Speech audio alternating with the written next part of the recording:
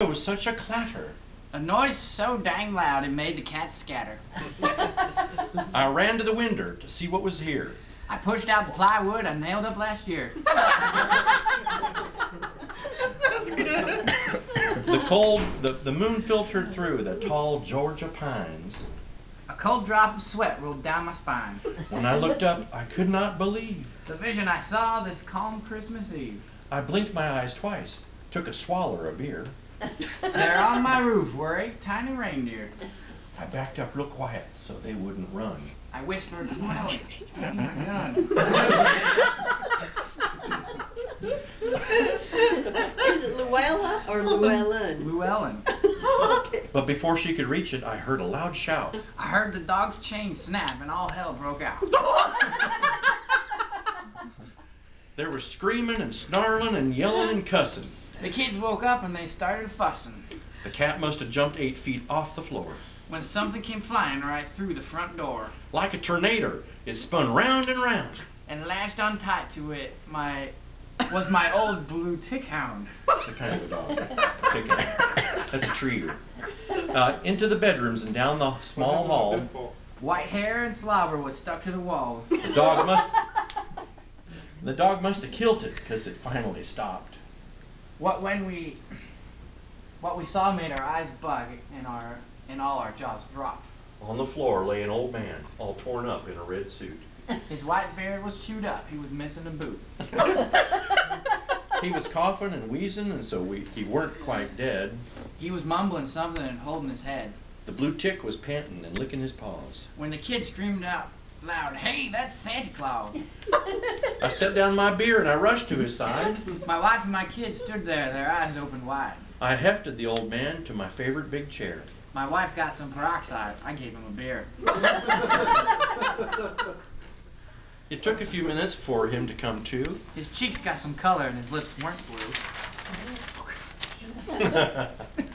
It does go on. Dag nabbit and dang, I yelled to the hound. We've waited a whole year for him to come around. Now look what you've done. You messed it up fine. I bet we'll get coal in our stockings this time. The old man coughed once and he slowly sat up. One eye was swole shut, the other studied my pup. He chugged down the beer, he got to his feet. And said he must hurry, there's a deadline to meet. His good eye now twinkled. His dimples were merry. The beer made his small nose glow like a cherry. He moved to the door and said, "I'll be back." And in a minute returned with a large burlap sack. Nikes for Junior. The girls got new jeans. To Llewellyn he gave a sewing machine. The dog got a chew toy, the cat got some litter. Despite all that happened, the man wasn't bitter.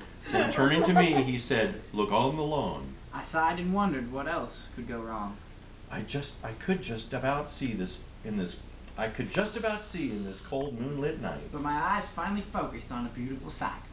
With a tear in my eye and a lump in my throat. I stared out in wonder at a flat-bottomed boat.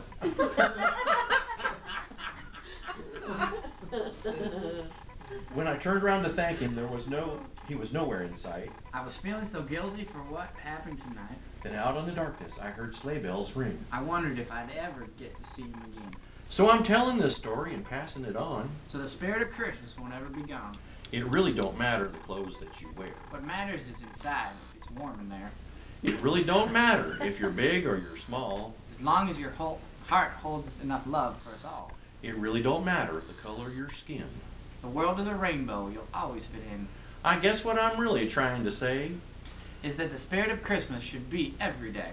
In a world that's so mixed up and so hard to live in. It's not about getting, it's all about giving. Now Dasher, now Dancer, now Prancer, now Vixen. On Comet, on Cupid, on Donner, and Blitzen. I heard him exclaim as he flew through the night. Merry Christmas to all, and to all good night.